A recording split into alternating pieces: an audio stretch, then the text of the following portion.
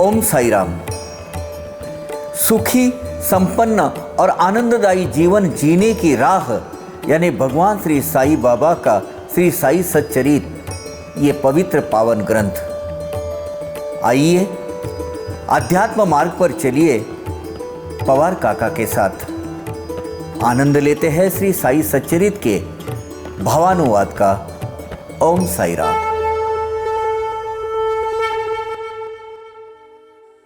ओम साई राम। अध्याय 8, भावानुवाद श्री साई सच्चरित। बाबा की ये जो साई गीता है, साई वेद, इसका विस्तृत वर्णन अभ्यास ये वर्ग की श्रृंखला के अंदर हम आज शुरू करते हैं।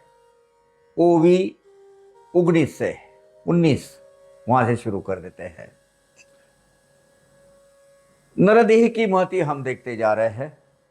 अगले एपिसोड में हम नरदेह की महती, उसी की वही श्रृंखला आगे चालू है। शुरू करते हैं। सच्चिदानंद सदगुरु साईनाथ महाराज की जय।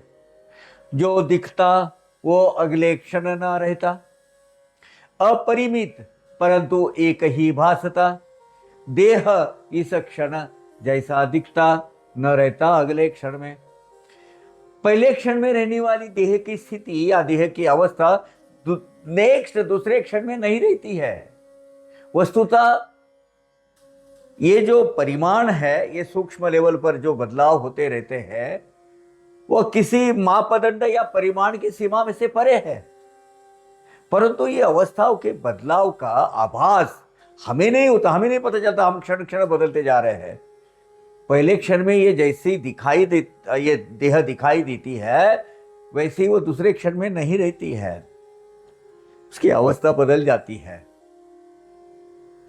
देह, ये जो देह है, मलमूत्र की खानी, कफ पीब लार की घानी, मृत्यु हाजिर प्रत्यक्षणी प्रतिक्षणी कुलक्षणी बड़ा ही यह देह अर्थात मलमूत्र की अपरिमित संचय और आउटलेट करने वाली, बाहर डालने वाली ये खान है। ये हमेशा चलती रहती है चक्की। खाओ, बचाओ, जो व्यर्थ है, जो शरीर के लायक नहीं, वो बाहर डालते रहो।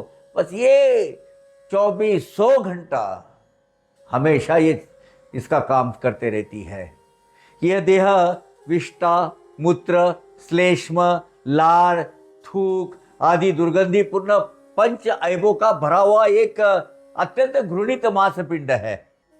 देखो, कहीं थोड़ा सा खरोच आने दो और उसको थोड़ा सा सूजन सड़न आने दो, उसकी बदबू आना चालू हो जाता है। यह देह अत्यंत दोषयुक्त है। इसके समक्ष मृत्यु प्रतिक्षण उपस्थित रहता है। ये जो है अपना देह, यह जो है, ये कितने कीड़े मकोड़ों का घर है। देखिए, यह जो कृमि कीटकों का घर, विविध रोगों का आगर, आगर यानी गोडाउन क्या बोलते हैं, parking area you can say. अशाश्वत तथा क्षणभंगुर यही वह शरीर मानवी। यह देह असंख्य रोग जंतुओं तथा कीड़ों मकोड़ों का घर है। विविध रोगों के प्रयोगों का भंडार गृह है। यह देह शाश्वत नहीं परंतु क्षणभंगुर है। यह वही मानव शरीर है जो केवल 2 घड़ी का खेल है। गाढ़ा मांस रक्त स्नायु का ये पीरा हाड़ चाम का, भंडार मल मूत्र पीब दुर्गंधि का, बाधक जीव का प्रत्यक्ष। ये देह रक्त और स्नायु से बनी एक गाड़ी है। हड्डियों तथा त्वचा से बना एक पिंजरा है। मल मूत्र तथा दुर्गंधि का भंडार है। वास्तव में ये देह जीव को बाधक ही है। मानो जीव के गले में बांधा हुआ शरीर के ही वजन का एक बड़ा पत्थर हो। त्वचा, मांस, रुधिर स्नायु, मेद मज्जा अस्थि वायु, अमंगल अंग उपस्थ पायु है अल्पायु यह काया। उपस्थ यानी जननेन्द्रिय, पायु यानी गुद्ददार, अल्पायु यानी थोड़ी सी। यानी ये क्या है? त्वचा, मांस, रक्त, स्नायु, चर्बी, मज्जा तंतु, हड्डियां, वायु तथा जननेन्द्रिय, गुदा, गुद्द द्वार बोलते हैं उसको, इन अपवित्र अवयवों से निर्मित यह देह क्षणभंगुर और अल्पायुषी है। ऐसा अमंगल तथा नश्वर नरदेह यद्यपि क्षणभंगुर, फिर भी मंगल धाम श्री परमेश्वर प्राप्त होता इसी के द्वारा। अब ये सब वर्णन किया, फिर भी इसके सिवाय हमें कोई चारा नहीं है दूसरा। इसी के माध्यम से ही हमें परमेश्वर की प्राप्ति करनी है। ये भले ही इसकी इतने तत्वों से बना है, इतना इसमें खामियां हैं, फिर भी ये मंगल और पवित्र धाम है किसका? वो परमात्मा का, जो जीवात्मा के स्वरूप में यहाँ अपने अंतरात्मा करके बैठा है। यद्यपि ये देह अपवित्र है, मान लिया, नाशवान है, मान लिया, क्षणभंगुर भले ही हो, तथापि वो परम परमेश्वर इस देह के माध्यम से ही प्राप्त होता है, क्योंकि वो खुद यहाँ जीवात्मा के रूप में अपने अंतरात्मा बनकर यहाँ बैठा हुआ है। परमेश्वर का वास इसी देह में है। सदैव लगा जन्म मरण, कल्पना से उपजे भय दारुण, आहट न पाते जरा भी कर्ण, प्राण ये निकल जाता। प्राणी मात्र इस जन्म मरण के चक्र में फंसा हुआ रहता है। मृत्यु की कल्पना भी भयंकर तथा भयदायक होती है, परंतु किसी को कानो कान खबर हुए बिना ये अचानक आ जाती है। एक क्षण में देह निकलने से देह से प्राण निकल जाते हैं। दिन रात कौन ध्यान देवे, कितने ही आते जा और जाते, मार्कंडेय सम दीर्घायुष्य जन्म लेते, दीर्घायु जन्म लेते, उनकी भी काल गति झुकती नहीं। अब मार्कंडेय का उल्लेख आया है। मार्कंडेय ऋषि अर्थात ऋषि मुनियों में महर्षि बोलते हैं उनको, महर्षि मार्कंडेय। सबसे ज्यादा आयु इनकी थी, हजारों साल। आज हमें ज्ञात जो ऋषि है, ऋषि मुनि अवतार, महाअवतार बोलते हैं उनको, बाबा जी, इनकी तो मतलब मान्यता ऐसी है कि 5000 साल से है। वो अपने हरिद्वार, ऋषिकेश, बद्री, केदारी इस बाजू में वो घूमते रहते हैं। जो अधिकारी है उनके दर्शन के, उनको वो मिलते हैं। प्रत्येक दिन कितने ही जीव आते और जाते, प्रत्येक दिन में हर एक कितने जीव आते हैं और कितने जाते हैं, लाइफ लाइन चलते रहती है। ये जीवन रेखा अव्याहत, अनाहत, अनादि अनंत काल से चली आ रही है। कौन इसकी गिनती रखता है? कुछ लोग तो मार्कंडेय ऋषि समान लंबी और चौड़ी आयुष्य लेके आते हैं और जीवित भी रहते हैं, पर इनके भी, उन्हें भी काल कर्मणानुसार जाना ही पड़ता है। इवन स्वयं भगवान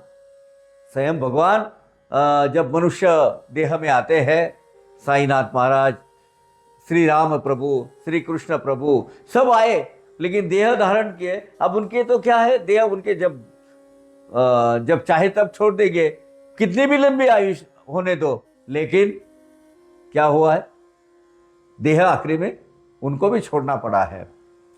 ऐसे ही इस क्षण भंगुर नर देह का व्यतीत काल प्रभु तथा कथा वार्तादि का पुण्य श्लोक संचय का उस बिना होता सब व्यर्थ।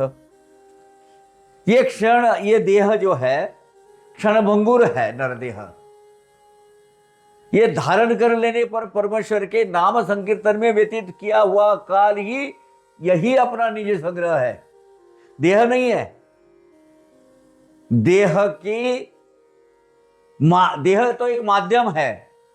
ये जन्म लेने के पश्चात परमेश्वर के नाम संकीर्तन में हमने कितना जीवन व्यतीत किया और कितना काल बिताया, वो जो संग्रह आपने किया है वही पुण्य के स्वरूप में, वही एक धन संचय के स्वरूप में आपके साथ, आपके आत्मा के साथ चले जाएगा।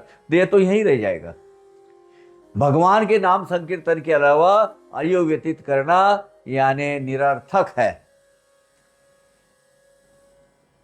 यह ज्ञात होते ही निश्चित यही इस जन्म के लेने का हित, परंतु गले न उतरती ये बात अनुभव लिए बिना किसी के भी। परमेश्वर के अस्तित्व की जानकारी होना, ईश्वर का प्रकृति का सही स्वरूप समझ लेना, यही नरदेह प्राप्ति का कारण है और उसी से हमारा हित भी है। परंतु परमेश्वर की प्रति विश्वास दृढ़ होने तक या होने के लिए परमेश्वर के अस्तित्व की अनुभूति होना बहुत महत्वपूर्ण है और एक अहम पड़ाव है वो भक्ति मार्ग का।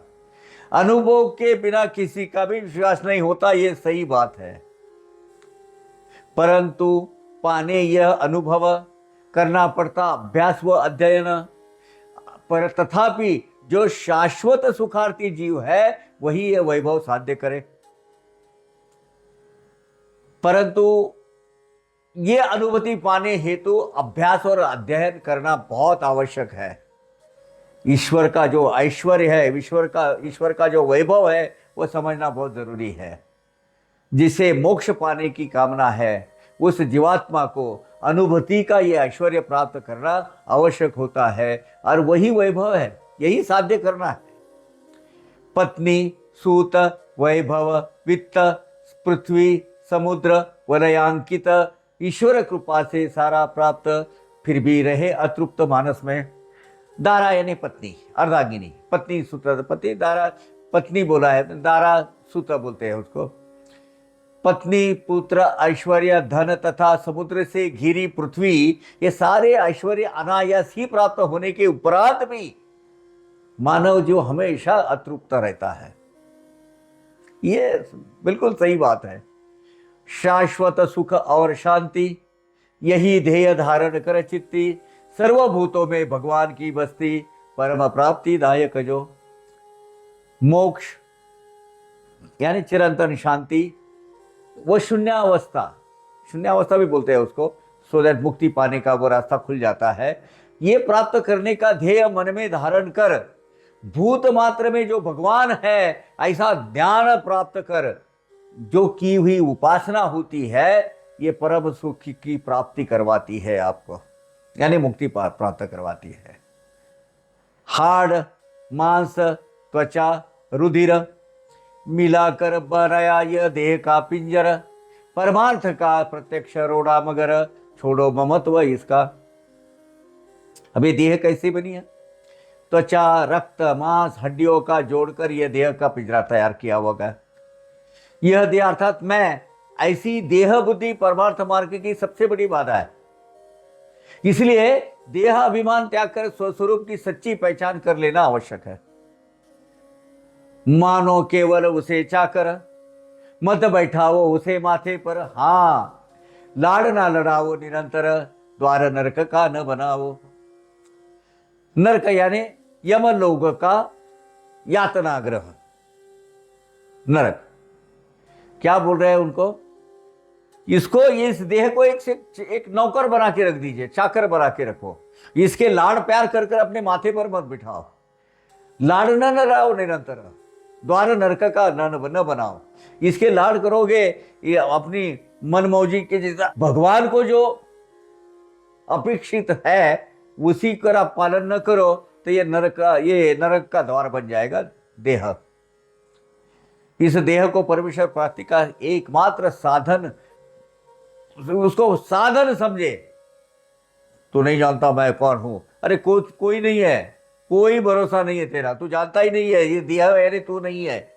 उसे अधिक महत्व न देते हुए, उसकी प्रत्येक इच्छा की पूर्ति न करते हुए, इस देह का मूल ही वासनात्मक है, कामनात्मक है।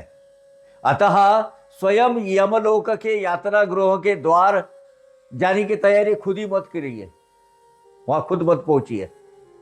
ये देह के लाड़ प्यार करके निर्वाह लायक अन्न आच्छादन, वैसे ही समयानुसार लालन पालन बनाइए आध्यात्मिक उन्नति का साधन, छुटने जन्म मरण चक्र से। इसको, इस देह को केवल पोषण हेतु, अन्न, ढकने हेतु वस्त्र इतना ही देवे, उसे केवल आध्यात्मिक उन्नति हेतु प्रवृत्त करते रहे, जिसमें जन्म मृत्यु के फेरे से मुक्ति प्राप्त हो सके, ऐसा इतना बनाइए। देखिए कपड़ा है, अन्न ये शरीर को ढकने के लिए है। अब ये 100 रुपये मीटर का है क्या 2000 रुपये मीटर का है, उसको फर्क नहीं पड़ता। उसका उद्देश्य क्या है? अंग को ढक के रखना। ये समझना बहुत जरूरी है।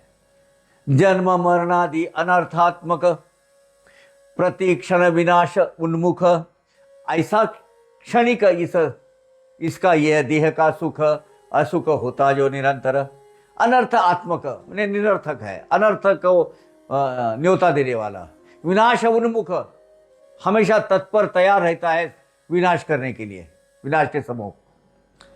जन्म मरण के इस चक्र में फंसकर मानव को बार बार जन्म लेना पड़ता है तथा बार बार मृत्यु के मुख में जाना ही पड़ता है। यह देह अनर्थकारी और संकटकारी कैसे? प्रत्येक क्षण विनाश की ओर अग्रसर होते रहने वाली यह देह प्रत्येक क्षण मृत्यु के द्वार की ओर क्यों बढ़ते रहती है? इस देह के सुख क्षणिक ही होते हैं। इस निरंतर दुखों के कारणों का निर्माण ये करती रहती है। यह देह शाश्वत नहीं है। जैसे बिजली नभ में चमकती, अभी है अभी नहीं दिखती, क्षणिक सागर की तरंगे भी होती, कीजिए कुछ तो विचार। बिजली आकाश में चमकती है, क्षण भर चमकती है, अगले क्षण वो लुप्त हो जाती है, खत्म हो जाती है, दिखती भी नहीं, वो आई थी ये भी पता नहीं चलता। जैसे सागर की तरंगे हैं, एक क्षण भर दिखती है, बाद में लुप्त हो जाती है, किनारे पे आके खत्म हो जाती है। वैसे ही यह देह भी क्षणिक ही है। देह गेह अपत्य सृजन जानकर है सभी नाशवान, माता पिता को कंधा देकर अपने आप को स्वयं ना समझे। देह गेह अपत्य यानी देह गेह यानी घर, अपत्य यानी संतान। ये देह, ये घर, ये संतति, ये संपत्ति, ये श्री आदि सभी क्षणभंगुर है, ये सभी जानते हैं।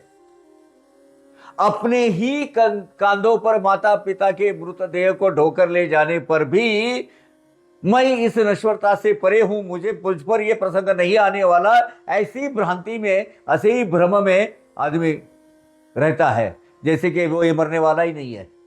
ऐसा ही प्रत्येक व्यक्ति समझ बैठता है, ये वो मर गया मेरे कांधे पे मैंने पहुंचा दिया, लेकिन मेरे साथ ऐसा नहीं होने वाला। ऐसा कभी हुआ है? मरने वाले के पीछे खुद भी मरता, जन्म मरण के फेरे घूमता, किस प्रकार फेरों से छूट सकता, विचारना इसका करता। एक क्षण देख रहा है अपने सामने, मर रहा है, फिर से जीवित हो रहा है, मर रहा है, मतलब इन्हें जब कोई नया जन्म ले रहा है, कोई मर रहा है, जन्म ले रहा है, मर रहा है, ये साइकिल चालू है। हमारे पूर्वज मर चुके हैं, अतः हमें भी मरना ही है और पुनः जन्म लेना है। इस काल चक्र में ही सदा रमते रहना, उसी में जीवन व्यर्थ करना, यही तो हम करते हैं और कर रहे हैं। परंतु इस काल चक्र से किसी विधि हमको छुटकारा होगा? कौन से विधि से होगा? क्या मार्ग हमें ढूंढना है? हमें मोक्ष किस प्रकार प्राप्त होगा, ताकि ये जन्म मरण के फेरे फिर से इसमें चक्कर में ना अटके। इस ऐसे विचार, इसका कोई भी एक क्षण भर भी विचार नहीं करता है। ये जीवन का कड़वा सच है।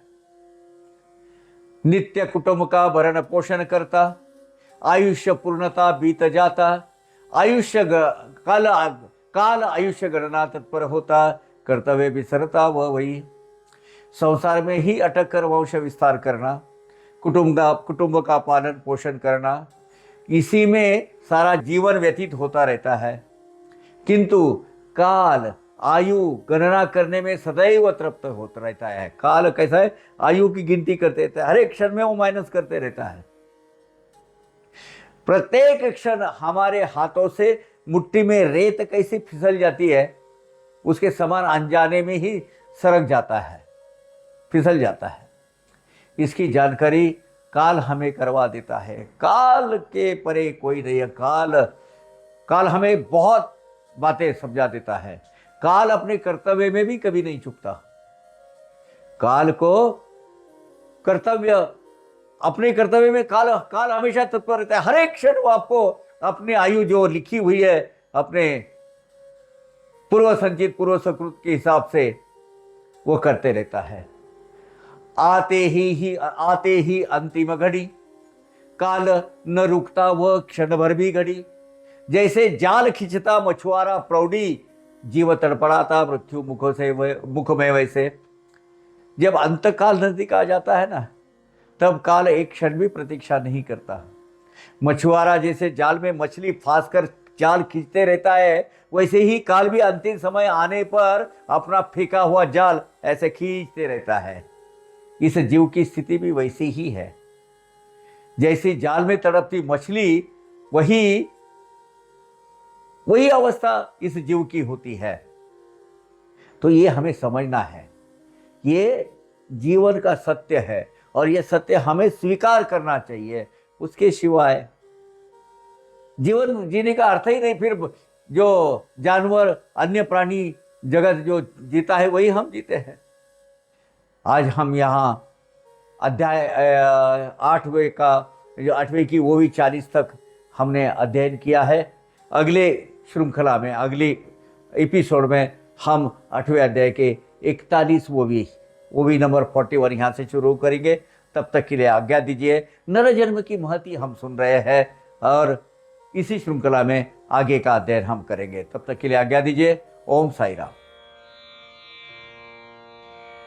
अवघारंग एक झाला, अवघारंग एक झाला, रंगी रंगला श्रीरंग, रंगला श्रीरंग, रंगला श्रीरंग।